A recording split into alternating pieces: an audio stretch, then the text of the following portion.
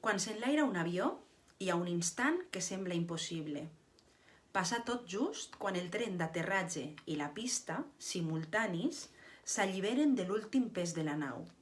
La màquina encara toca terra, però ja és de l'aire. Si fóssim prou veloços, la podríem aixecar amb una mà.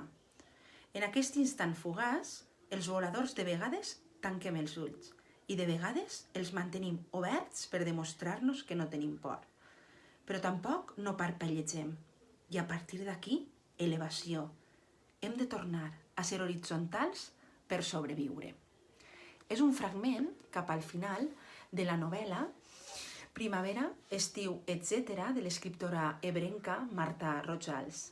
És la seva primera novel·la, una novel·la generacional que parla de la vida i en la qual acompanyem a Èlia, la seva protagonista, després d'un canvi important en la seva vida, quan ella decideix tornar al seu poble i retrobar-se amb l'espai de la seva infantesa, la seva joventut, i retrobar-se amb el seu espai íntim i personal, que és ella mateixa. La recomane en aquesta època de confinament perquè ens convida a reflexionar sobre la presa de consciència de la vida adulta, la seva complexitat, el seu divertiment i els reptes apassionants que se'ns plantegen a tots a la vida. Espero que la disfruteu.